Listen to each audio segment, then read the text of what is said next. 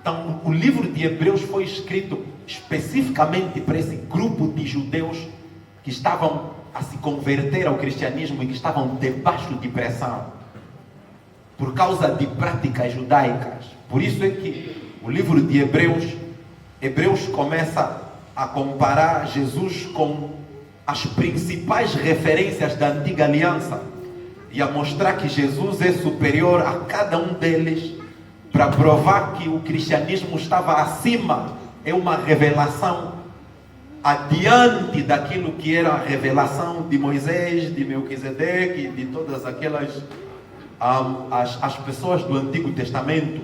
Por isso é que Hebreus diz que antes Deus falou por intermédio dos profetas, mas nesses últimos tempos Ele nos falou através do seu Filho. Porque era exatamente para mostrar que agora, ou no contexto daquele tempo, a revelação de Deus não era mais exclusivamente a partir da lei de Moisés, a partir dos profetas, mas era agora a partir do Filho. E por isso é que Hebreus diz que Deus fez o Filho superior aos anjos, superior a Moisés, que ele é da mesma linhagem de Melquisedeque e todas aquelas coisas ali. Mas aqui no capítulo 6, e eu quero mostrar essas duas coisas importantes e não sei, era para orarmos, mas tem gente demais, não sei se vamos conseguir orar. Mas eu quero fazer menção disso para trazer despertamento na tua mente com relação a isso que é importante. Porque Deus estava a ministrar no meu coração sobre a importância de voltarmos a dar ênfase, ou de se restaurar a ênfase a algo que existe como princípio, mas o entendimento bíblico sobre ele é muito pouco. E primeiro, o escritor disse que é importante deixarmos os ensinos elementares a respeito da doutrina de Cristo. Porque o capítulo 4 e o capítulo 5, ele trouxe a importância das coisas básicas da fé, do cristianismo. Mas no capítulo 6, ele começa a conversar com a igreja e dizer, já se definiu o alicerce sobre a base da doutrina de Cristo. Quando a base sobre as coisas elementares da fé foram definidas, é necessário que se avance, é necessário que se prossiga, porque você não cresce na fé quando a base do que se ensina é sempre a mesma coisa. E parece que está se tentar voltar de novo a dar ênfase nas coisas que são elementares da fé. Mas o que Hebreus está a dizer é, as coisas elementares da fé já se definiu como princípio e todo mundo já sabe. Quando já há entendimento sobre as coisas elementares da fé, é necessário se buscar para ter entendimento de coisas que produzem a maturidade. Por isso é que na nova versão internacional, ele usa exatamente essa expressão, que nós temos que deixar as coisas elementares para avançarmos para a maturidade. Porque significa que a maturidade não está nas coisas elementares, mas está na revelação posterior, nas coisas que vêm a seguir, no entendimento que vem a seguir. É importante pregarmos e ensinarmos e aprendermos sobre o arrependimento das obras mortas. E hoje se fala muito sobre a importância de se pregar arrependimento, de que o evangelho é arrependimento, de que tem que se pregar sobre arrependimento. Só que Hebreus está a dizer que o arrependimento é parte da elementariedade, é parte das coisas fundamentais. Que quando você começa a conhecer a Cristo e começa a andar com Deus, precisa chegar à fase da tua vida onde você sai do nível de necessidade de ter que estar se arrepender toda hora, de ter que estar se pregar arrependimento toda hora. A igreja que está a avançar para a maturidade é a igreja que já saiu do nível de ter que se pregar arrependimento toda hora. Porque quando você começa a crescer, Você não vai ter que viver, está a confessar os teus pecados toda hora, está a cair e levantar toda hora, porque hoje tem aquele pecado lá e que tem que confessar, e depois próximo mês mais tem aquilo que tem que confessar. Quando você começa a atingir a maturidade, você começa a deixar o nível de menino, as coisas elementares, porque quando uma criança começa a crescer, ele não vive de cair e levantar toda hora. O cair e levantar é o tempo onde ele está a aprender a andar.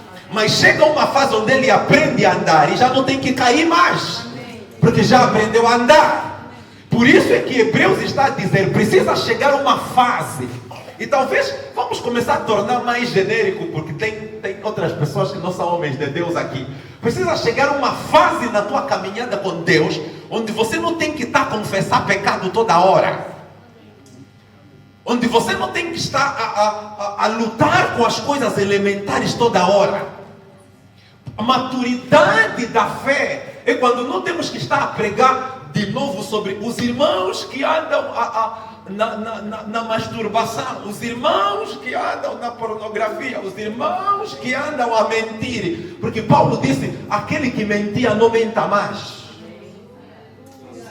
E quando você ouve a palavra e coloca em prática, significa que você já saiu do nível elementar, onde você ainda está a lutar com mentira, mas você já está no nível onde você venceu a mentira.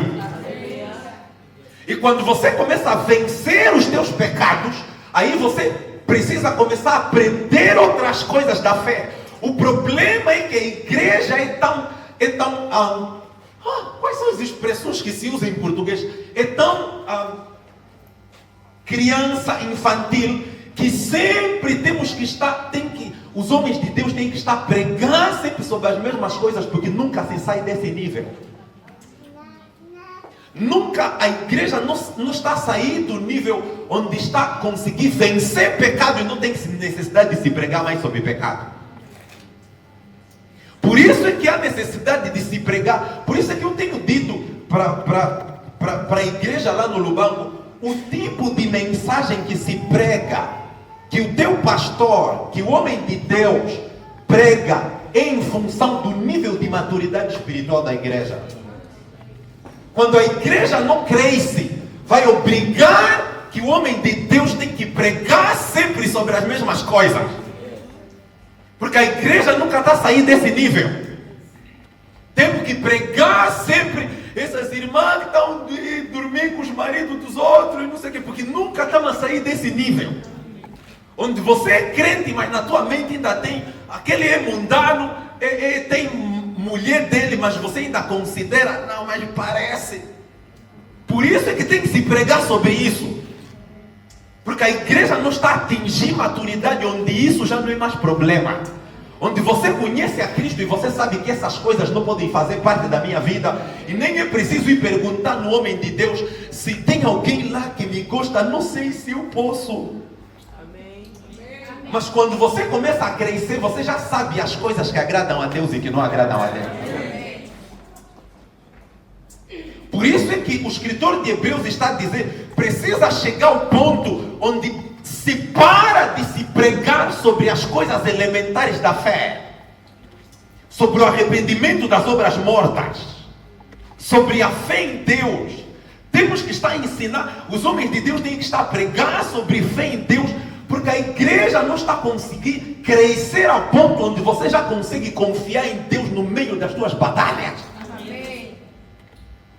Onde tem coisas, você não precisa mais ligar no teu pastor e dizer, olha só, está na minha vida, mas você já sabe, Deus está comigo. A Bíblia diz que aquele que lhe guarda, ele não dorme. Não, eu não preciso mais ligar no meu pastor para ele me encorajar. Eu encontrei encorajamento na palavra de Deus. E quando as batalhas vêm, eu já consigo encontrar encorajamento para sair da dificuldade sem ter que ligar para o pastor. Isso é maturidade da fé. E eu estava dizendo, Lubango, que o problema, às vezes a igreja não está a atingir maturidade, porque os homens de Deus querem que a igreja não cresça.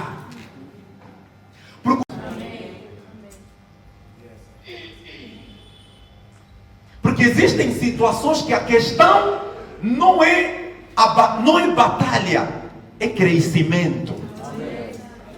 Porque quando você começa a crescer, certos problemas acabam. Por isso é que é importante que, como homem de Deus, e o pessoal do Urbano sabe, eu fico chateado quando a mesma pessoa tem que voltar. Não, começa a verificar, alguma coisa não dá certo. Precisas aprender a palavra, precisas aprender como buscar Deus você próprio e não permitir com que as trevas venham na tua vida de novo.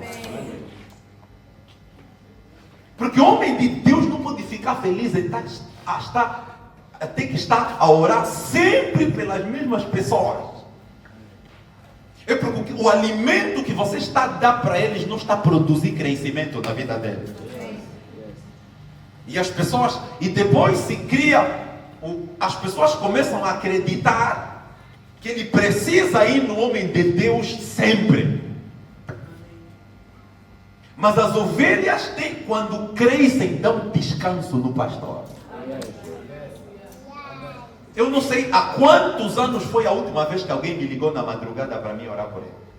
Quantos anos se passaram? Não tem ninguém que me liga à madrugada para mim orar por ele.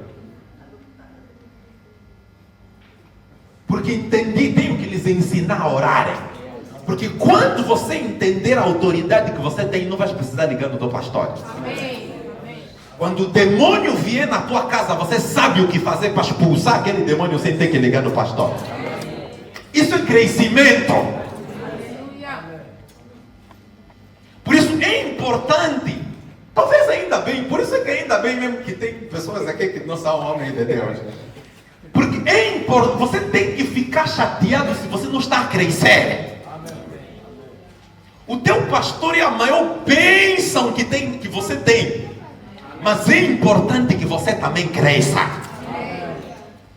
Deus, isso não faz parte do que eu quero ensinar para você, mas deixa-me só mostrar isso para você. É importante. Efésios capítulo 3, versículo 11.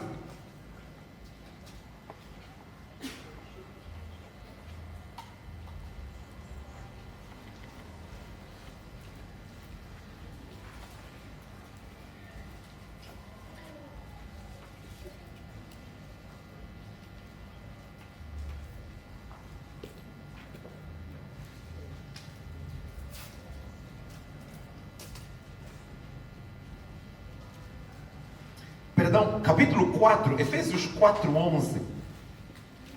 Essa é a importância, irmãos, essa é a importância de ensino dentro da igreja. Pregação é uma maravilha, mas ensino é importante. Porque pregação vai te encorajar, ensino vai te fazer crescer. Pregação vai fazer você glorificar Deus e dizer: que revelação maravilha. Mas ensino vai fazer com que quando o culto acabar, você sabe o que fazer em certos momentos da tua vida. Porque te ensinaram, nessa situação você tem que fazer assim. Quando isso acontece, você tem que agir assim. Porque é isso que a palavra de Deus diz. Mas deixa-me só mostrar isso para você. Olha o que a Bíblia diz. Eu vou ler na Nova Versão Internacional para ajudar na linguagem. E ele designou alguns para apóstolos, outros para profetas, outros para evangelistas, outros para pastores e mestres. Porque o versículo 10 diz: aquele que subiu é o mesmo que desceu e deu dons aos homens. E ele designou apóstolos, profetas, evangelistas, pastores e mestres. Qual é o propósito de Jesus em conceder pessoas à igreja? Porque essas 5 coisas que estão aqui não são dons, são pessoas. Por isso é que essa é a diferença entre Efésios 4:11 e 1 Coríntios 12 e Romanos 12. É porque Romanos 12 e 1 Coríntios 12 são dons do Espírito Santo. Essas aqui são pessoas que Jesus deu à igreja. Por isso é que ele deu uns para Ele subiu ao céu, levou cativo e cativeiro e designou algumas pessoas para. Apóstolos não é um dom, é uma pessoa que Deus colocou na igreja. E por que Deus concedeu essas pessoas na igreja? Olha o versículo 12. A fim de preparar os santos para a obra do ministério.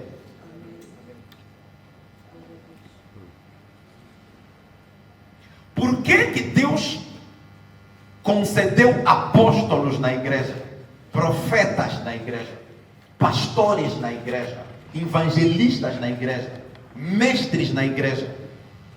Porque o propósito dessas pessoas é preparar os santos para a obra do ministério. Isso é simples. Ainda assim não estão a conseguir entender. O propósito de Deus conceder essas pessoas na igreja, a missão deles, dos apóstolos, dos profetas, dos evangelistas, dos pastores e mestres, é para preparar os santos. Deus não lhes concedeu a igreja para eles serem as estrelas da igreja, mas Deus deu a igreja para eles prepararem os santos para eles é que servirem a Deus. Porque quem serve a Deus, quem faz a obra do ministério, não são os apóstolos, são os santos. Oh meu Deus. Olha na tua Bíblia, irmão, não olha para mim. Don't look at me. Tá bom, vamos ler na nova João Ferreira. Talvez estão a pensar isso é problema da nova versão internacional.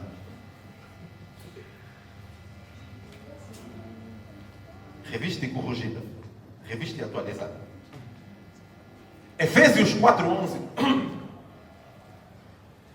E ele mesmo concedeu uns para apóstolos, outros para profetas, outros para evangelistas, outros para pastores e mestres, com vista ao aperfeiçoamento dos santos, para a obra do ministério. A tua missão como homem de Deus é aperfeiçoar os santos para eles fazerem a obra do ministério. A obra do ministério não é feita pelos apóstolos e pastores e profetas e evangelistas e mestres. A obra do ministério é feita pelos santos. Por isso, em janeiro, eu estava ensinando os pastores do Neemias. Eu estava a lhes dizer, existem 3 coisas que definem que você é um bom líder. A primeira coisa que define que você é um bom líder chama-se inspiração. Quando você está a liderar, você precisa ter certeza de que dentre as pessoas que você está a liderar, existem outras pessoas que querem ser igual a você. Porque quando a tua vida inspira os outros, você se torna modelo para aquelas pessoas. Porque o propósito de Deus conceder dons é para inspirar outras pessoas para quererem servir a Deus. Você não pode ser homem de Deus e você é a única pessoa que é homem de Deus na tua igreja. Não tem mais ninguém que é homem de Deus. O resto que tem lá é só ovelha que você lhes mete mão. Toda hora esse aqui precisa casar. Aquele aí precisa promoção. Esse aí teve ataque naquele dia. Aquele aí tem problema com o marido. As únicas pessoas que tem no teu ministério são pessoas com necessidades. Não tem mais nenhum homem de Deus na tua igreja. Significa que você não está a inspirar ninguém. Que ninguém está a ser ministrado por você a ponto de querer fazer a obra do ministério. E se isso não está a acontecer, você não está a cumprir a tua missão como servo de Deus. Porque a missão do servo de Deus é preparar os santos para fazerem a obra do ministério. E talvez deixa dizer isso aqui como parênteses. Por isso é que muitas igrejas nunca vão crescer. Porque o pastor pensa que ele é que é responsável por fazer crescer a igreja. Mas não é o pastor que faz crescer a igreja. São as ovelhas que fazem crescer.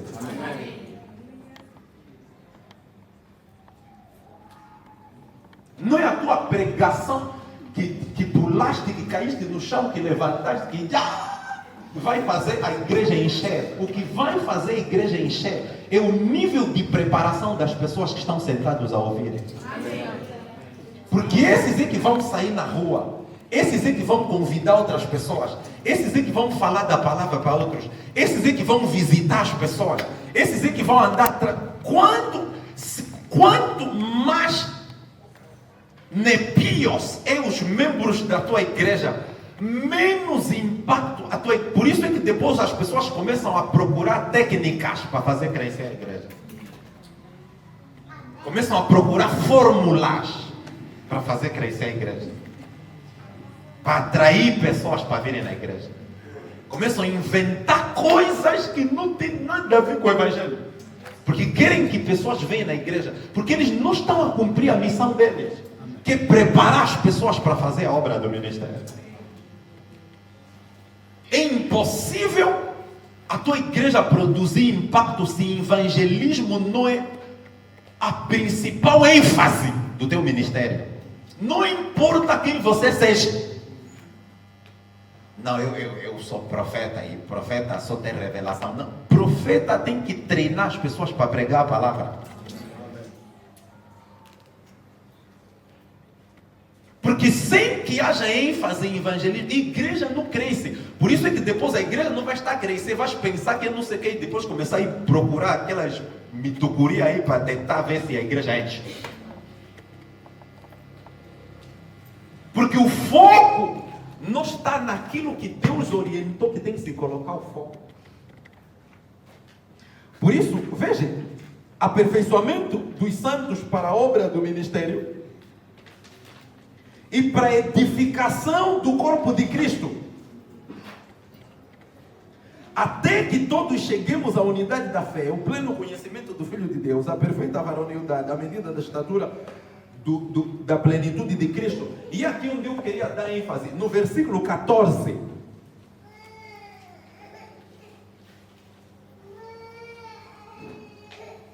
Porque o versículo 14 diz assim: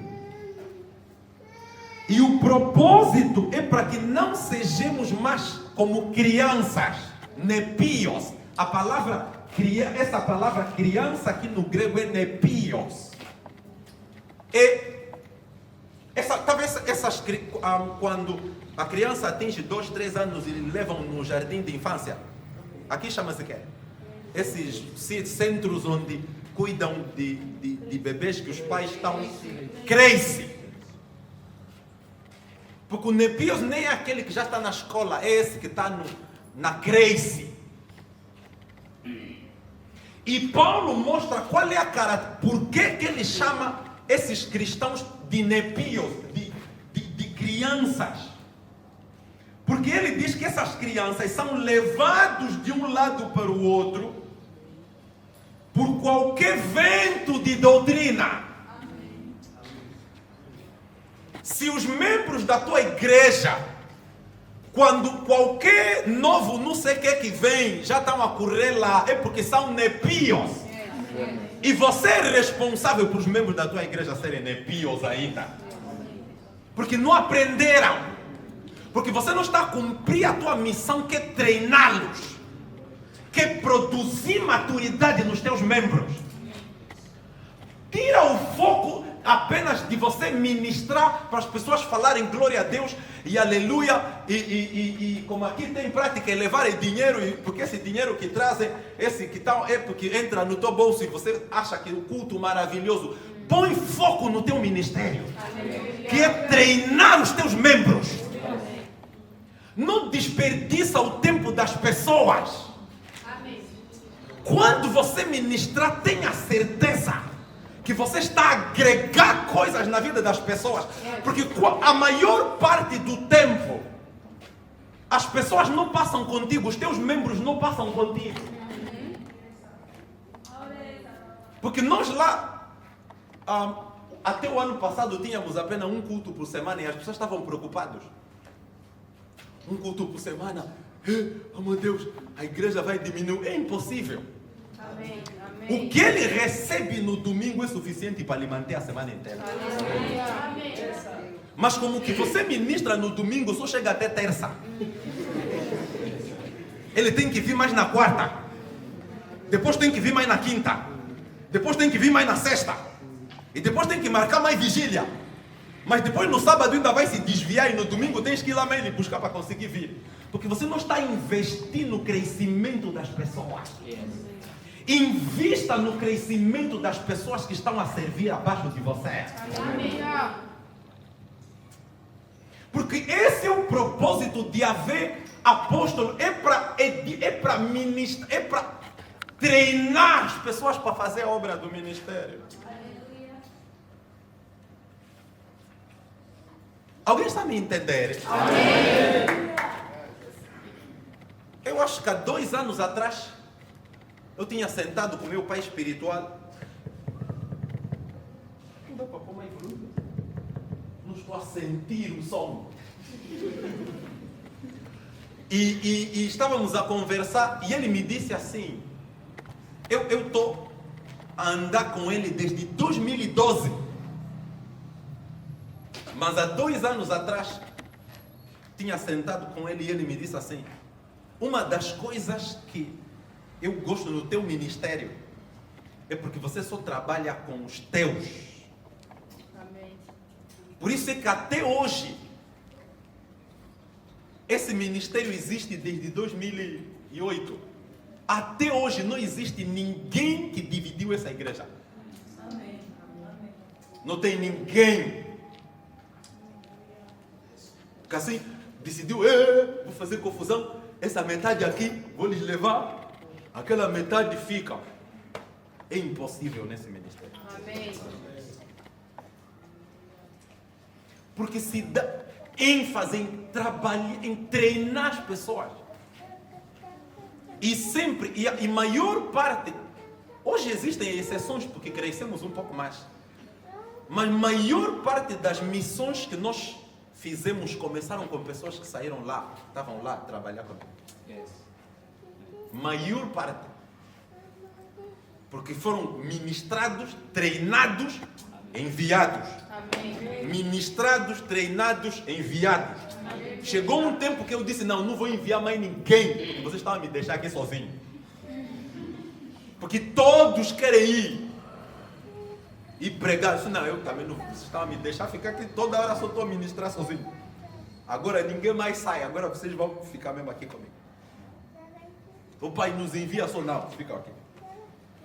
Porque o propósito teu como servo de Deus é preparar pessoas para fazerem a obra do ministério. Amém. O teu ministério é mais fácil quando tem outras pessoas que fazem a mesma coisa que você. Amém. O problema dos homens de Deus é que eles querem ser únicos. Eu, a minha unção. Ninguém tem essa graça. Esse é o teu problema. Por isso é que você está a matar a igreja. Porque você quer se achar mais do que os outros. Porque você quer ser, porque você acha que a honra do ministério é você ser o único. Mas a honra do ministério não é você ser o único. É as pessoas saberem que aquilo que eles são é por causa de você. Isso é que é honra no ministério. Não tem honra em exclusividade. Por isso é que quando depois aparece um outro que parece mais do que você, as pessoas vão correr lá. Porque não cresceram. Mas, vamos voltar. Deixa só mostrar o que eu quero mostrar para você e vamos terminar por hoje. Amanhã vamos entrar nas coisas sérias. O que eu queria mostrar para você era algo muito simples. Em Hebreus capítulo 6, versículo 2. Era aqui onde eu queria gastar tempo, mas estamos a fazer ajustes.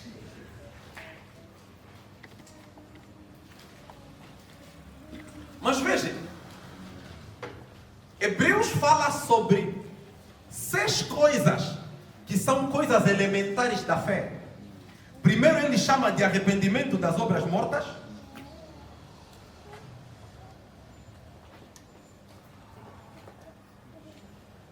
Depois ele fala de fé em Deus. Depois ele fala sobre o ensino dos batismos. Porque são vários batismos que se ensina na igreja. Não existe apenas um, não existe apenas 2, não existe apenas 3. São vários batismos. Os homens de Deus não estão a falar amém? Amém. Assim eu assim que tenho que te ensinar essas coisas elementares da fé. Não, irmão. Já estamos a reclamar que estamos nesse nível. Você já, como homem de Deus, você já sabe que são vários batismos. A doutrina dos batismos são, por isso é que aqui batismo está no plural. Porque batismo não é apenas um, nem 2, nem 3, nem 4.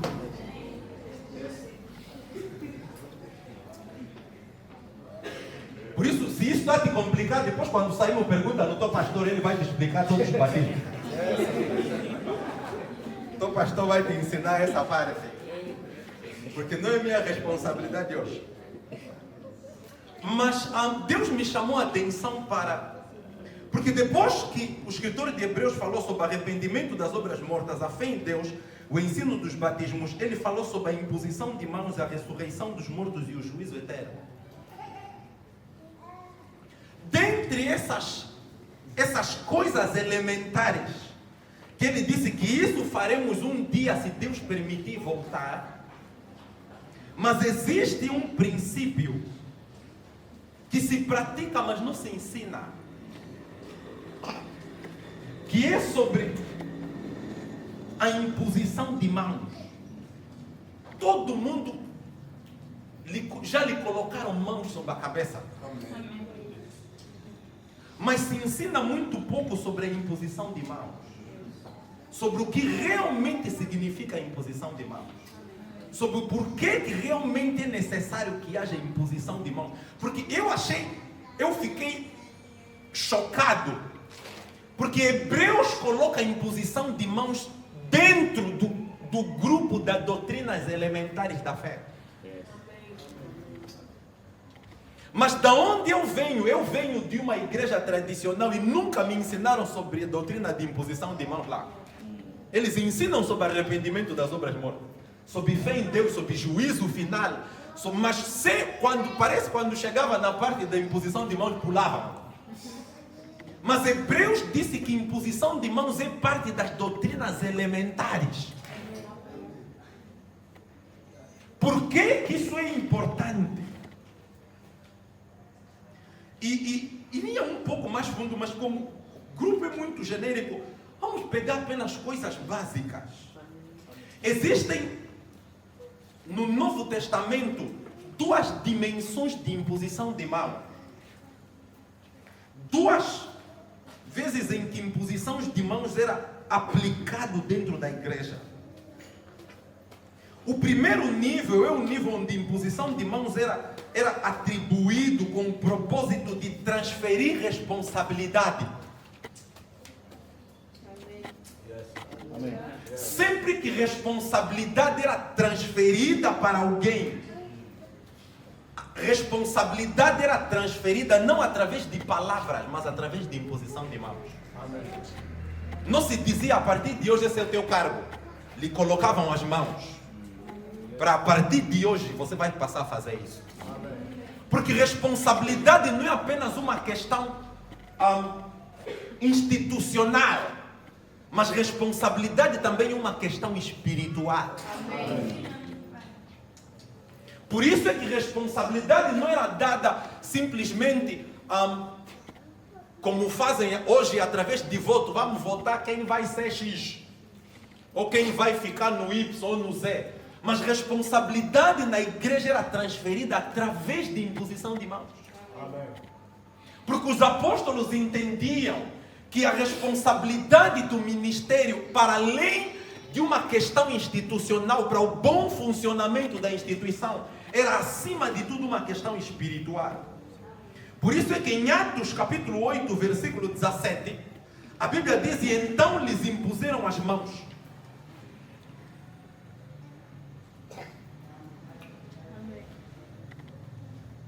Atos capítulo 6, começando com Atos capítulo 6.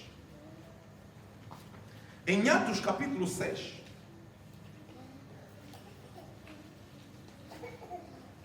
quando houve a confusão que todo mundo conhece, que houve a primeira confusão que houve na igreja de Atos, é interessante, porque dentro do que eu estava a ensinar, Atos capítulo 6 tem tudo a ver com isso. Quando houve confusão na igreja, os apóstolos disseram assim: nós não podemos deixar de fazer o que nós temos que fazer para começarmos a cuidar dessa responsabilidade. Pedro disse assim: encontrem no vosso meio.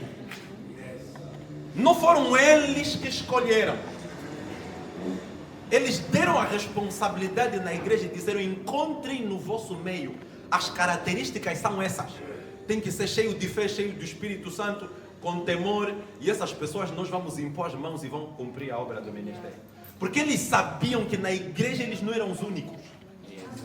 Tinha outras pessoas que podiam fazer a mesma coisa que eles estavam a fazer.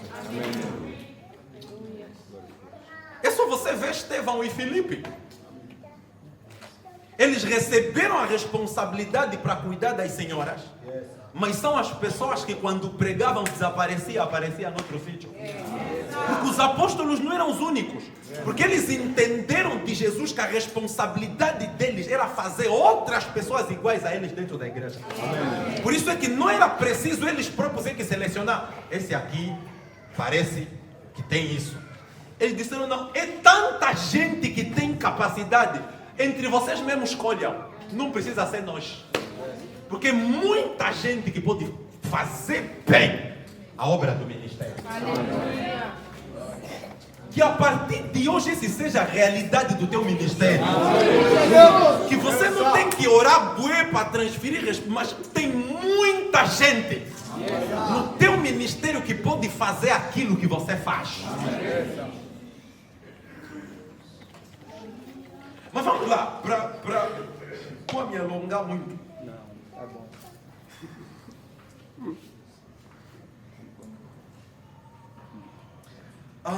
Atos capítulo 6, versículo 6. E apresentando-nos perante os apóstolos, estes orando lhes impuseram as mãos. A responsabilidade deles era servir as viúvas. Mas para servir as viúvas, era necessário lhes impor mão. Está vendo? Isso parece que tem que ser mesmo só para homem de Deus. Amém. Alguém que a responsabilidade dele era cuidar das viúvas. Mas para começar a cuidar das viúvas, tiveram que lhes impor mão. Amém. Porque os apóstolos sabiam que para além de uma responsabilidade apenas para trazer paz na igreja, organização, qualquer função na igreja tem um lado espiritual. Amém. Mesmo que você é secretário, irmão. Não pensa porque você é secretário assim, você não precisa ser espiritual. Por isso é que as pessoas que têm responsabilidade têm os problemas que têm dentro da igreja. Porque tudo que se faz na igreja é espiritual. Por isso os apóstolos sabiam, é preciso transferir para eles algo espiritual, para que eles possam exercer bem o ministério. E talvez, como isso era para ser mesmo só para homem de Deus, então deixa falar para os homens de Deus que estão. É importante, se existe um grupo no teu ministério que você tem que orar por ele sempre. Eu não sei como é que se chama no teu ministério, mas são os givers, aqueles que sustentam, os mantenedores. Amém. Se existe um grupo de pessoas que você tem que orar por ele, são essas pessoas. Amém. Aleluia. Depois um dia, daqui uns anos, me pergunta por quê. Amém. Mas é importante, porque existem pessoas que acham, não, Deus põe no meu coração, para mim dar é fácil. Você tem que ser espiritual. Yes. Yes. Amém. Eu conheço pessoas que vieram até mim a chorar. Porque, como tem o coração muito aberto e tem abençoado a obra de Deus, eles começaram a empobrecer à medida que abençoavam a obra de Deus. Começaram a entrar em dívidas à medida que iam abençoando a obra de Deus. E vieram a mim me perguntar, profeta, o que está se passando? Por que... Eu disse, porque o que falta na tua vida é oração. Amém. Porque aonde você está a depositar, essa pessoa que está a receber não está a cobrir a tua vida o suficiente. E o diabo percebeu, para afetar a igreja tem que te afetar você. Porque se te afetar você, vai afetar a igreja inteira. Yes. Porque você já não vai ter mais capacidade de dar e o ministério se prejudica. Mas o homem de Deus só pensa que não, essa aqui, aleluia, está me abençoando. Ele só está na posição de, não, tenho que receber, essa aqui é que dá. E não sabe que é importante você investir o teu tempo de oração na vida daquelas pessoas que estão a dar. Amém. Porque se o diabo lhes atacar, vai afetar o teu ministério. Porque essa pessoa em específico acabou saindo do ministério onde estava. E a vida dele financeira só começou a restaurar quando saiu de lá. Porque onde estava a pessoa só queria receber. Amém. Por isso, mas em primeiro lugar, a imposição de mãos é para transferência de responsabilidade ministerial. Amém. É importante qualquer responsabilidade na igreja é feita através de imposição de mãos. É a mesma coisa que aconteceu em Atos capítulo 13, quando o Espírito Santo disse: apartai-me Barnabé e Saulo para a obra que os tenho chamado. E deixa só abrir um parênteses com relação a isso. E vou terminar. Abre só a tua Bíblia, Atos capítulo 13. Quero só mostrar algo para você, para avançarmos para o segundo. Atos capítulo 13. Versículo 1. Presta atenção na forma como Lucas apresentou essa descrição. Ele disse: havia na igreja de Antioquia profetas e mestres. Olha lá na tua Bíblia. É interessante como Lucas apresentou essa descrição. Ele disse que havia na igreja de Antioquia esses dois grupos, profetas e mestres. E ele começa a apresentar a descrição dos profetas e mestres que tinham dentro da igreja da Antioquia. E ele começa a dizer, primeiro Barnabé, Simeão, por sobrenome Barnabé, Simeão, por sobrenome Níger, Lúcio de Cirene, Manaém, o colosso de Herodes, o tetrarca e Saulo. Esse é o grupo de profetas e mestres que tinham dentro da igreja de Antioquia. Depois dele apresentar a descrição dos profetas e mestres, ele disse assim, que servindo eles ao Senhor, o Espírito Santo disse: apartai-me a Barnabé e Saulo para a obra que os tenho chamado. A partir daqui, quando você lê o capítulo a seguir, a nomenclatura de Paulo muda. Yes, sir. Ele sai desse grupo de mestres e profetas e entra dentro do grupo dos apóstolos. Amém. Amém. Tá bem. Daqui a 2 anos me faz lembrar dessa parte. Vou te ensinar por quê. Por isso é que se fosse um grupo mais restrito, só de homens de Deus, íamos conversar algumas coisas. Mas veja, servindo o Espírito Santo diz, apartai-me a obra que eu tenho chamado, e jejuando e orando e lhes impondo as mãos os despediram, porque era transferência de responsabilidade. Porque eles estavam a começar esse novo ministério.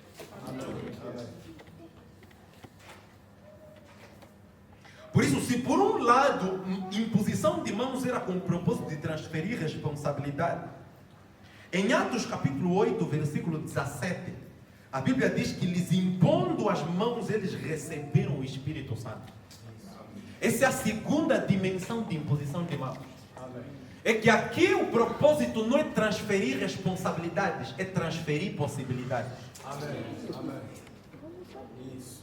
Yes. Se por um lado o propósito de imposição de mãos era para transferir responsabilidades, para o outro lado na Bíblia a imposição de mãos era para transferir possibilidades. Amém.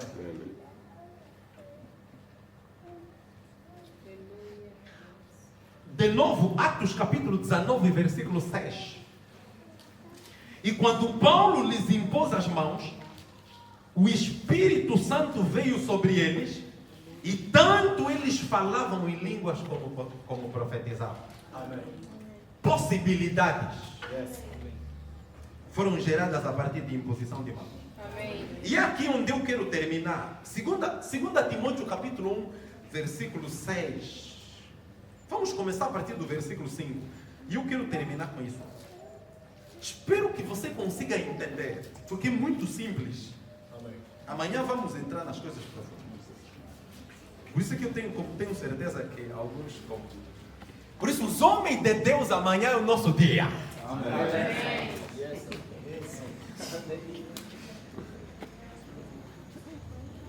Irmão, presta atenção no que Paulo está a falar. Amém. Versículo 3. Vou começar a ler a partir do versículo 3 para você entender o contexto. Paulo disse: dou graças a Deus, a quem desde os meus antepassados sirvo com consciência pura, porque sem cessar me lembro de ti nas minhas orações noite e dia, lembrando das tuas lágrimas, estou ansioso para poder ver-te, para que eu transborde de alegria. Versículo 5, presta atenção. Paulo disse: pela recordação que guardo da tua fé, sem fingimento, a mesma que primeiramente habitou na tua avó Loide e em tua mãe Eunice, e que estou certo que também habita em você. Amém. Paulo disse: essa fé eu percebi em você, um padrão de fé. A mesma fé que eu percebi na vida da tua avó Eunice é a mesma fé que está presente na vida da tua mãe, e é a mesma fé que eu percebi presente na tua vida. E no versículo 6, Paulo disse assim: estamos só a ler Bíblia, aqui ninguém está a interpretar ainda nada, só estamos a ler. Amém. Olha o versículo 6.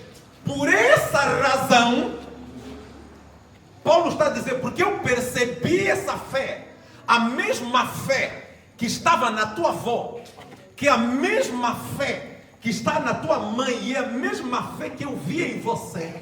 Por essa razão, por perceber que você carrega essa fé, como é que se fala isso em português? Transgeracional. Por essa razão é que eu te exorto que você reaviva o dom que está dentro de ti.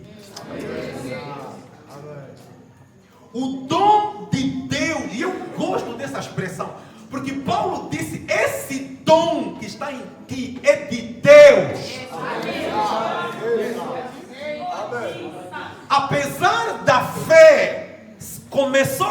cima, na avó, passou para a mãe, desceu para Timóteo, mas Paulo disse, apesar disso, o que está em ti não é da tua avó, nem da tua mãe, é de Deus. É de Deus. Ninguém tem o dom dele, o dom é de Deus. E Paulo disse, eu exorto que você reavive o dom de Deus que está em ti. Porque esse dom de Deus que está em ti é o mesmo que estava na tua avó, que estava na tua mãe e que está em ti. E eu achei interessante, porque Paulo disse assim, que você recebeu pela imposição das minhas mãos.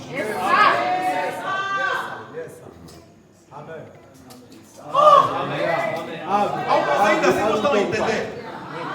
Paulo está a dizer, esse dom que está em você, que estava visível na vida da tua avó, que desceu para a tua mãe e que está visível em você, está em você porque eu coloquei as mãos sobre você e você recebeu esse dom transgeracional. Mas apesar de eu impor as mãos sobre você, não é meu dom que você recebeu. O dom que você recebeu é de Deus. Alguém está conseguindo entender? Porque o dom não é dos homens. E Paulo disse, apesar de que eu fui o instrumento, mas o dom que você tem não é meu. O dom que você tem é de Deus. Isso é que revela que o dom é genuíno. Porque não é do homem, porque é de Deus. Se o homem diz que transferiu o dom dele em você, porque não é de Deus, é mesmo daquela pessoa. Você tem que desconfiar disso que te transferiram. Porque para ser real e verdadeiro, o dom tem que ser de Deus. Glória a Deus. Olha no teu irmão e lhe pergunta, o dom que você recebeu é de quem? O que está fluindo é de quem?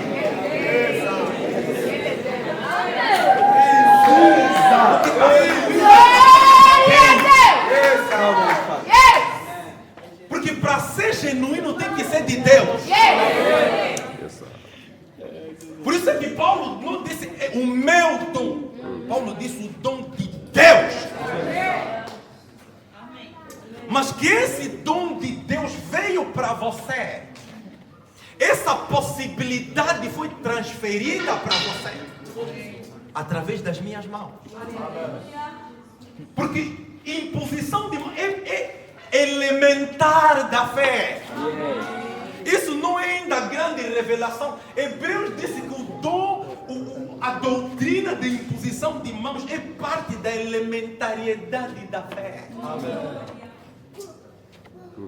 E Paulo está a lembrar Timóteo, olha, e esse é o problema hoje, porque provavelmente, porque essas duas cartas, Timóteo escreveu para Paulo sobre o que estava se passando na igreja, e essas duas cartas são as respostas de Paulo às preocupações que Timóteo apresentou. Amém. Provavelmente, porque se você ler, e é interessante, porque se você ler 1 Timóteo, isso é 2 Timóteo 1,6, mas se você ler 1 Timóteo capítulo 4, versículo 14, Paulo falou a mesma coisa. Porque Timóteo com certeza estava a viver o mesmo problema que a igreja hoje está a viver. 1 Timóteo capítulo 4, versículo 14, provavelmente o problema é o mesmo. Porque olha o que Paulo disse para Timóteo: não seja negligente para com o dom que está dentro de você, o qual te foi concedido mediante profecia. através de imposição de mãos. Amém. Significa que Timóteo escreveu a primeira vez para Paulo a reclamar de coisas.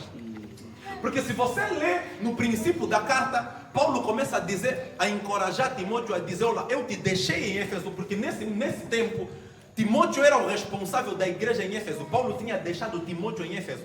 Éfeso era a igreja mais difícil, porque era onde estava o templo de Diana. É onde Paulo escreveu sobre batalha espiritual. E o filho que ele deixou, aonde tinha maior guerra, ele escolheu Timóteo e lhe deixou lá. E provavelmente as lutas que Timóteo começou a viver lá, decidiu escrever para o apóstolo e dizer, olha, é melhor só ver só outra pessoa. Aqui as coisas estão duras. E Paulo lhe escreveu a primeira vez a lhe dizer isso. Lembra, existe um dom que está dentro de você. Que antes de eu te enviar ali, eu profetizei na tua vida. Eu declarei que você é a pessoa certa para estar naquele lugar a fazer isso. E impus as minhas mãos sobre você e transferi o dom de Deus em você. Por isso que Paulo disse, não seja negligente, não despreze. Existe algo em você. Lutas não podem ser mais importantes do que aquilo que está dentro de você. O que está dentro de você é maior do que qualquer luta que você enfrenta. Talvez seria para ministrar. Por isso é que a unção vem antes do ministério. Porque ela vem antes exatamente para servir de preparação para lá. Para quando você vai, não tem batalha que vai conseguir destruir aquele que já recebeu a unção. Mas deixa eu não ficar muito excited. Isso é ensino. Mas estás a perceber? Amém. Paulo está a dizer, já existe algo que foi transferido. Amém. Só que talvez Timóteo começou a achar que o que haviam realizado nele não era suficiente para lidar com o que estava acontecendo em Éfeso. E mesmo Paulo a escrever, a lhe encorajar a primeira vez, não foi suficiente. Timóteo escreveu de novo. E Paulo escreveu na segunda carta. Escreveu de novo para ele, a lhe dizer, deixa-me te explicar.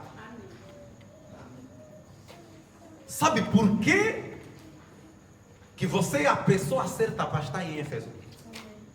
Porque essa fé começou na tua avó.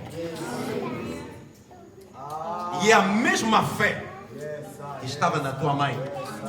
E é a mesma fé que está em você. Eu me certifiquei de transferir para você algo que já foi testado, algo que já foi maturado, algo que já foi aperfeiçoado, algo que já produziu resultados. E se produziu resultados na tua avó, produziu resultados na tua mãe, é porque vai produzir resultados em você também. Porque não era uma fé que não foi testada ainda. É uma fé que já foi testada, que já foi aperfeiçoada. E Paulo está dizendo para Timóteo, não se preocupa com nada do que tem ali. Que ninguém despreze a tua juventude. Apenas realize a obra, porque quando for necessário, essa fé vai manifestar nos momentos que forem necessários. Porque imposição de mãos é com o propósito de transferir possibilidades. Isso. Existem, no reino de Deus, existem possibilidades disponíveis. E Deus estruturou a igreja através de imposição de mãos para que seja um instrumento através de qual as possibilidades são transferidas. Mas é importante em quem Deus está a confiar a responsabilidade de transferir possibilidades. Não pense que é teu.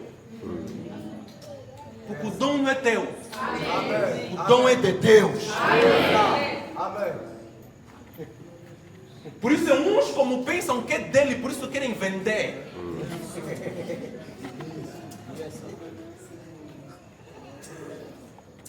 Não, o dom não é teu. Você não pode vender aquilo que não é teu.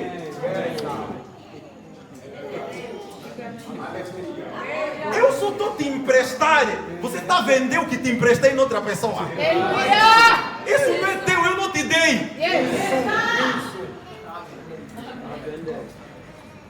Ele é emprestado, profeta. Não, eu como tenho esse dom de cura para orar, primeiro para sentar aqui 5 mil. Depois para passar no processo de libertação, sei lá quantos mil. Você quer vender algo que não é teu. Paulo disse, esse dom não é meu. Eu apenas fui usado para transferir. Mas o que você recebeu é de Deus.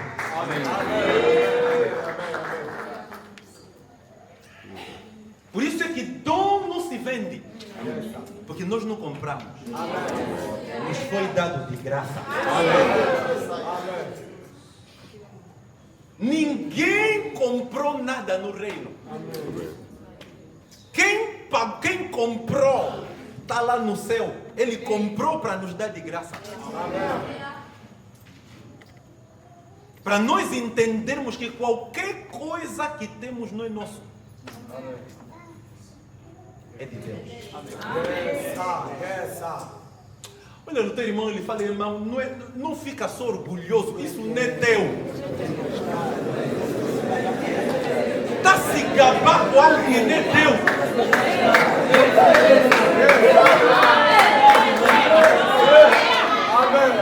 Um dia o dono vai vir buscar.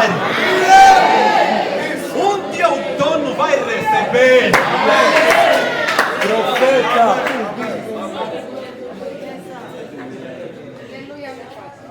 Umas coisas era para falar se tivesse só homens de Deus, mas não dá para falar porque tem ovelha aqui misturado com homem de Deus. Umas coisas não dá. Mas íamos conversar umas coisas, mas não dá. Porque tem ovelha. Amanhã, pai. Amanhã, pai. Não, Amanhã, pai. Amanhã, pai. Mas o que eu quero mostrar para você é que existem possibilidades no reino de Deus. E o que Deus me mandou partilhar contigo é algo que foi testado, foi comprovado, foi aperfeiçoado e que vai ser distribuído.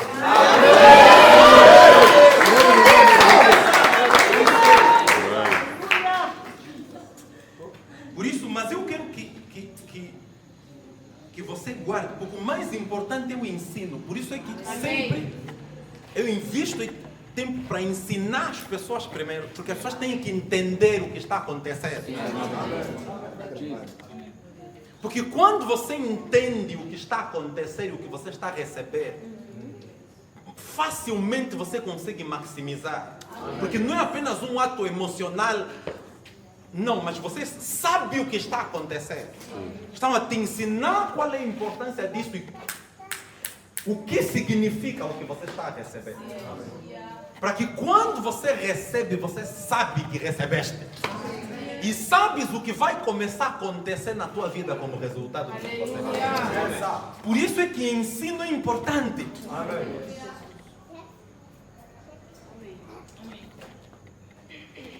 Deuteronômio capítulo 34, versículo 9.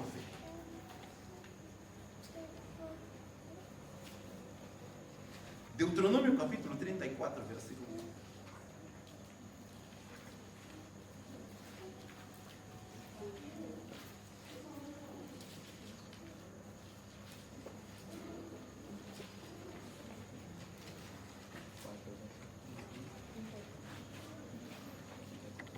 Mas vou começar a ler a partir do versículo 7.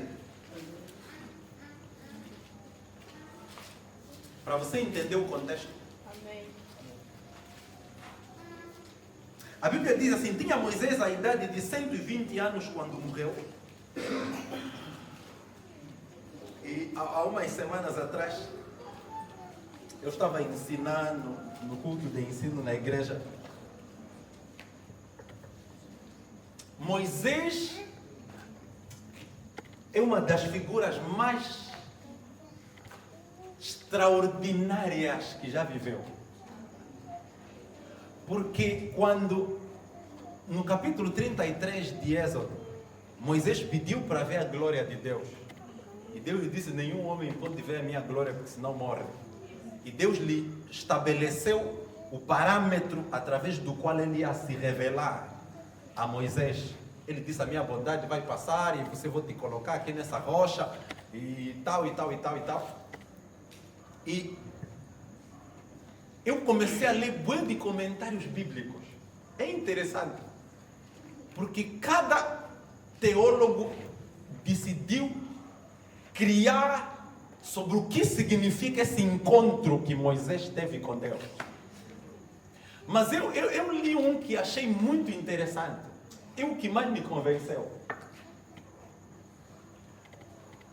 Ele disse o que Deus fez com Moisés.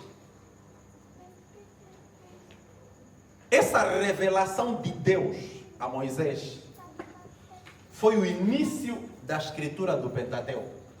Porque Moisés é que escreveu os primeiros 5 livros da Bíblia. Moisés escreveu Gênesis, Êxodo, Levítico, Deuteronômio, Números e Deuteronômio. Moisés é que escreveu os 5 livros da Bíblia. Amém. Imagina, Moisés escreveu: no princípio criou Deus os céus e a terra. Isso. Essa. E a terra era sem forma e vazia.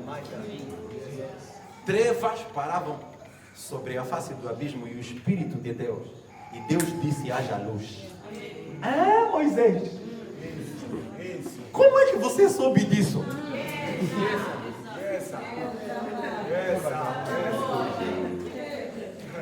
Como é que você conseguiu descrever em detalhes a criação dos céus e da terra? Porque na revelação de Êxodo 33, Deus lhe mostrou passado, presente e futuro. Porque é interessante, porque Deuteronômio foi Moisés que escreveu e Moisés morreu. Está vendo? Deuteronômio 34, versículo 7. Vamos. Esquece isso. Não falei essa parte. Pula essa parte. Vamos voltar só. Por isso é que talvez minha só que tem homem de Deus. Mas depois complica o teu pastor. Não. Marque reunião, lhe fala: você tem que me explicar essa parte. Mas veja, e Moisés tinha a idade de 120 anos quando morreu, e não se escureceram os seus olhos, nem se abateu o seu vigor. E os filhos de Israel prantearam Moisés por 30 dias nas campinas de Moabe, e então se cumpriu os dias do pranto, do luto de Moisés. E esse é o versículo que eu quero dar ênfase. E Josué, filho de Nun, estava cheio do espírito de sabedoria, porque Moisés impôs sobre ele as mãos. Amém. E assim os filhos de Israel lhe deram ouvidos. Amém. Isso. Amém. Josué estava cheio do espírito de sabedoria, porque Moisés havia imposto as mãos sobre ele. O espírito de sabedoria que as pessoas viram a se mover em Josué, porque Moisés impôs as mãos sobre ele. Possibilidades são. Josué nunca teria aquela sabedoria a fluir. Moisés sabia. Para as pessoas te ouvirem, eles precisam te ver, precisam me ver em você. Perceberem que a mesma sabedoria que estava em Moisés é a mesma sabedoria. Os filhos de Israel começaram a seguir Josué porque perceberam o mesmo padrão. E se tivéssemos só aqui homens de Deus, eu ia falar algumas coisas importantes. Existem coisas no ministério que são chaves. Existem pessoas a fazer perguntas sobre por que certas coisas acontecem. E eles não sabem porque são esses princípios básicos que estão a ser quebrados no ministério. Por isso é que muitos têm problemas que não sabem por que têm. Por isso é que muitos têm batalhas que não sabem por que tais batalhas acontecem. Porque existem esses princípios, o espírito de sabedoria que estava a fluir em Josué veio porque Moisés impôs as mãos sobre ele. Porque Moisés sabia, Deus disse a Josué que você é a pessoa que vai continuar a missão. Mas para você continuar a missão, esse povo não se lidera só, estando à frente deles. É preciso o espírito de sabedoria estar sobre você. Porque se eu pude governar esse povo é por causa da presença do espírito de sabedoria. Então o que me concedeu capacidade de liderar é o que eu vou transferir para você. Para que você também tenha capacidade de liderar e administrar o povo. Amém. Por isso é que veja, irmão, quando Paulo disse que você não pode impor as mãos precipitadas das pessoas, não estava a falar sobre possibilidades, estava a falar sobre responsabilidade.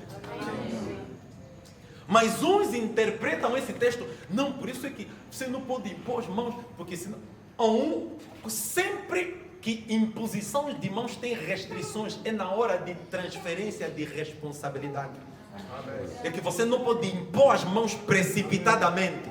Porque Paulo diz que você não pode colocar, dar responsabilidade a pessoas que são meninos na fé. Para que depois a própria responsabilidade não destrua a vida dele. Mas com relação a possibilidades, é importante que seja ministrado, porque Deus concede graça através de transferência de possibilidades. Por isso é que imposição de mãos é doutrina base, elementar da fé. É importante, muitas coisas avançam através da qualidade das mãos que são colocadas sobre a tua vida. Porque deixa terminar falando sobre algo espiritual para terminarmos.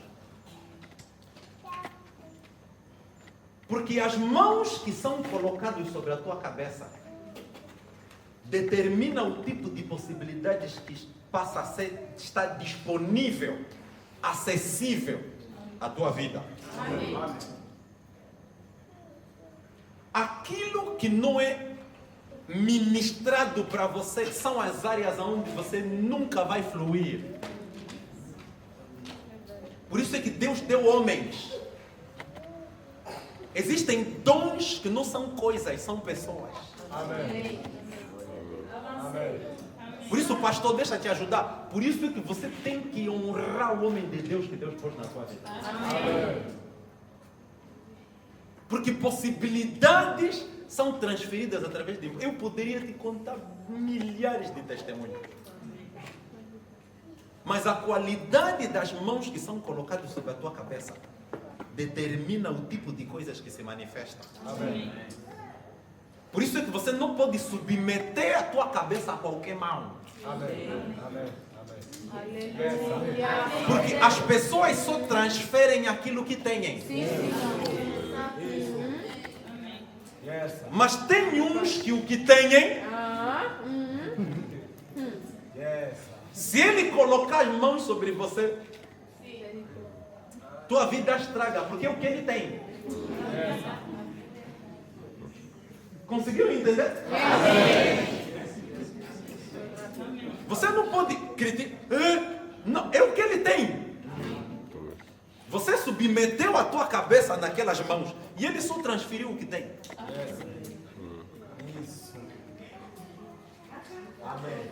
Eu conheço bué de gente que depois que lhes puseram mão, lutas começaram. Porque o que aquela pessoa que lhe pôs mãos tem. De repente, vontade de fornicação veio. Porque o que aquela pessoa que te pôs mão tem. Ele transferiu para você o tipo de possibilidades que ele tem. Amém. Se o que ele tem é espírito de sensualidade, o que ele vai transferir para você é capacidade para pregar. Não, ele só vai transferir para você o que ele tem. Alguém está a entender?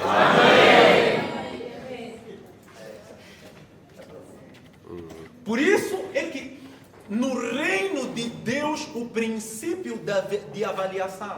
Amém. E talvez deixa de dizer isso aqui, talvez vai ajudar alguém.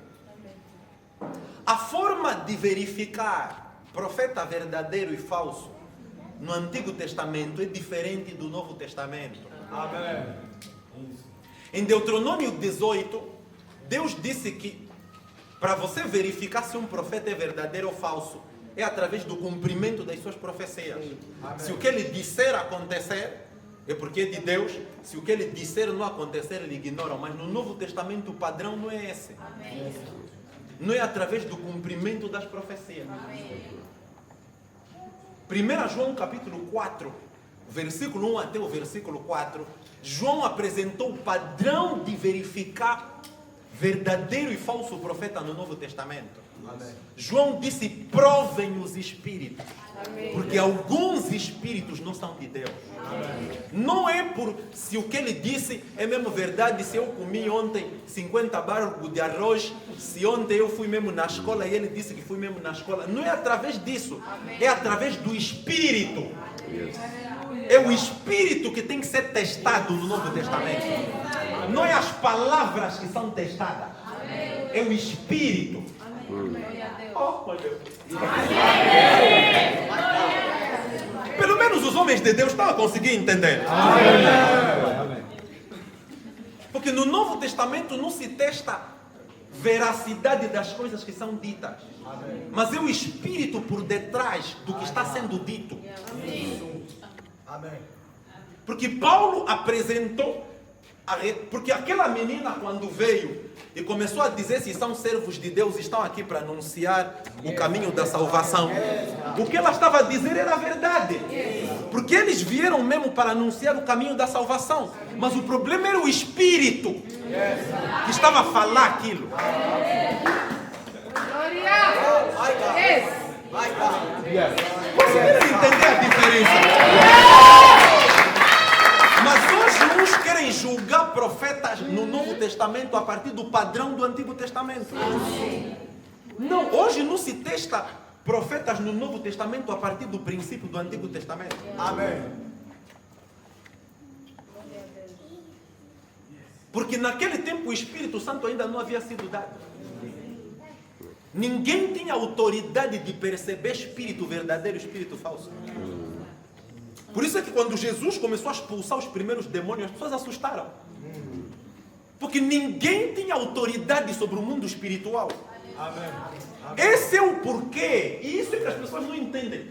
Quando Deus disse, através de Moisés, em Êxodo capítulo 22, que não deixarás viver uma feiticeira, era porque não havia capacidade de controlar espíritos. A única forma era matar a pessoa através do qual o espírito estava a diminuir. Porque não havia autoridade. Mas no Novo Testamento o princípio não é esse. Porque no Novo Testamento nós temos autoridade contra os espíritos. Alguém perceba a diferença. Porque no Antigo Testamento, se não matassem a pessoa, aquele espírito ia se mover no meio do acampamento e ninguém tinha o que fazer nada. Porque não havia autoridade. Por isso é que quando Saul ficou possesso, o que disseram, chamem alguém para começar a cantar. Para quando a música de Davi mexer na cabeça de Saul, aí ele vai acalmar. No Novo Testamento se acalma demônio.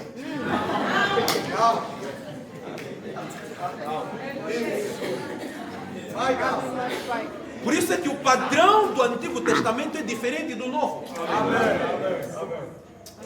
Por isso pare de avaliar o profeta a partir do que ele diz.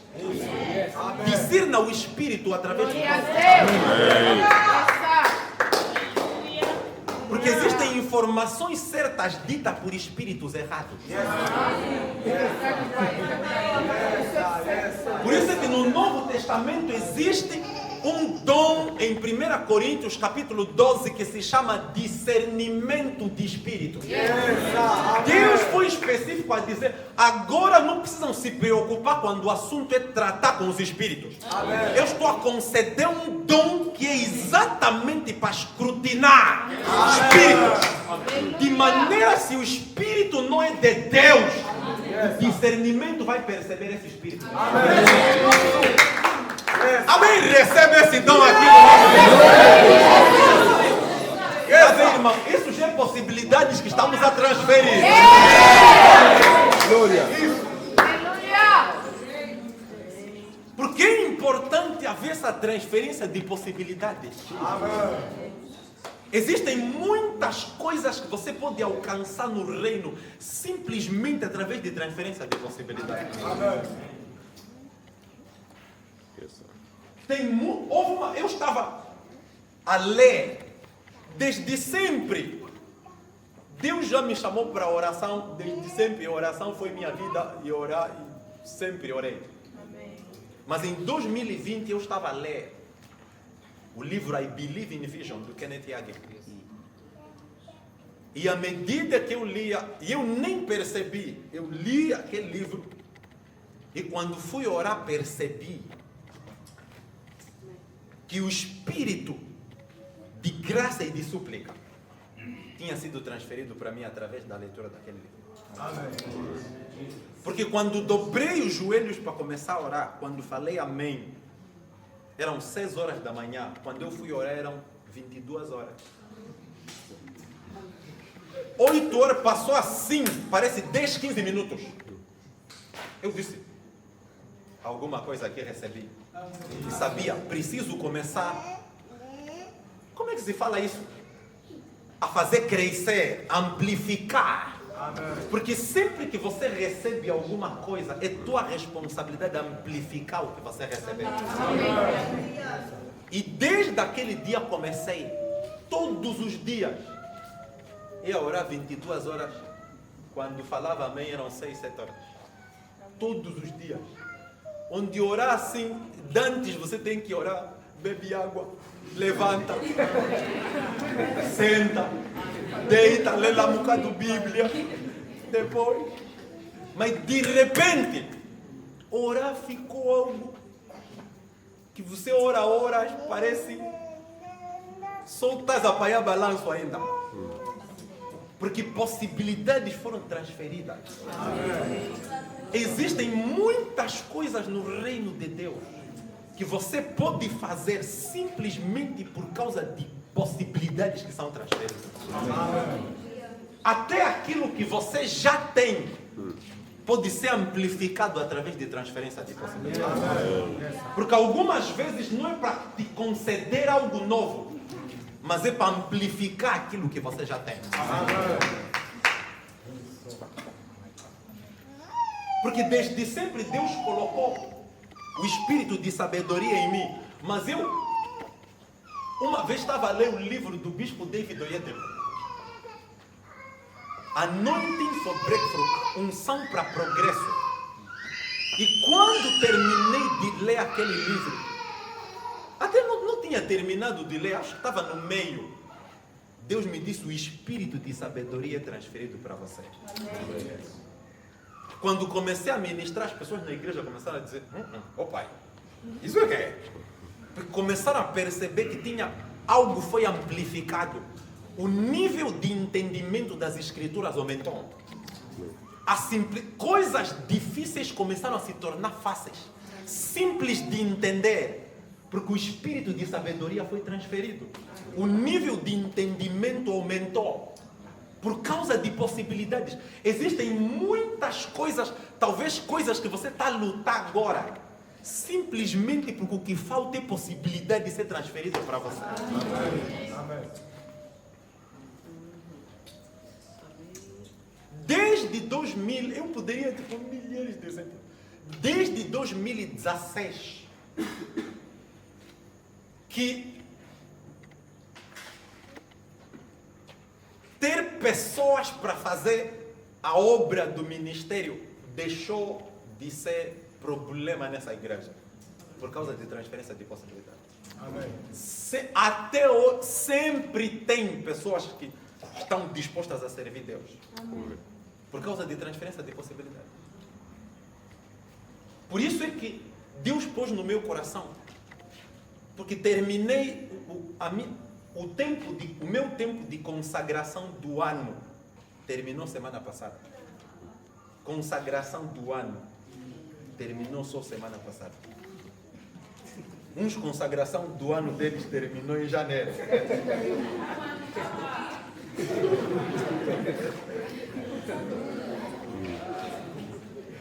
Mas Deus pôs no meu... por isso é que amanhã, como vamos ser poucos, vamos falar algumas coisas amanhã. Vai ser pior. Mas o que eu quero que você entenda é que existem muitas coisas de Deus disponíveis. Deus falou comigo há alguns anos atrás, porque eu estava a orar por certas coisas, e Deus me disse: o que você está a pedir, eu não tenho aqui para te dar. Eu já disponibilizei, você precisa encontrar e receber. Amém. Amém. Porque Amém. o Espírito Santo me mostrou Efésios capítulo 1, versículo 3. Que Deus já nos abençoou com todas as bênçãos espirituais. Não tem mais bênção que Deus ainda vai nos dar. O que nós precisamos, Deus já distribuiu. Transferiu. O que precisamos é ser humildes o suficiente para perceber: ok, Deus concedeu nesse aqui. Eu não tenho. Não preciso achar que eu tenho. Não preciso tentar fingir que eu tenho. Preciso reconhecer que eu não tenho, mas esse tem. Então preciso do que Deus pôs na vida dele. Porque algo que eu tenho, ele também não tem. Porque Deus não concede tudo para uma só pessoa. Sim, pai, está Todo mundo, uns têm umas coisas, outros têm outras coisas. Não tem ninguém que tem tudo. Por isso é que a graça se partilha. Porque aquilo que você tem, eu recebo. E aquilo que eu tenho, você recebe. E é assim que o reino de Deus cresce. Amém. E por isso é que tive que encontrar. Estava mostrando o pessoal, quando fui para a Zâmbia, percebi no apóstolo Cliff algo que eu estava a orar há muito tempo. E havia ministrado numa igreja. Eles lá chama-se honorário. Quando você ministra, se concede honorário para a pessoa que ministrou. Eu peguei todo o honorário que me deram em todas as igrejas que eu preguei lá na Zâmbia. Peguei tudo, lhe entreguei. Lhe disse: isso aqui eu estou a semear no teu ministério. A única coisa que eu preciso é só que você me abençoe. E ele até partilhou o ano passado, que até ele estranhou: oh meu Deus, esse angolano, o dinheiro em vez de levar lá, está me entregar eu. Eu disse: o que eu preciso só que você me abençoe. E ele me abençoou, porque existem bênçãos que a pessoa fala da boca: ah, Deus abençoe. Existem bênçãos outras que saem do coração da pessoa. O que você fez tocou no coração dele. E é por isso é que Isaac disse para Esaú: olha, eu preciso te abençoar, mas não pode ser uma bênção da boca para fora. Por isso vai preparar a comida que eu gosto. Quando eu comer e ficar feliz, quando abrir a boca, não é algo que eu estou a tirar apenas da boca para fora. Ela está sair do meu coração. E ele me abençoou lá. Quando voltei aqui, coisas começaram a acontecer. Porque percebi possibilidades são transferíveis através da imposição de mãos. Alguém deseja receber? Alguém deseja receber?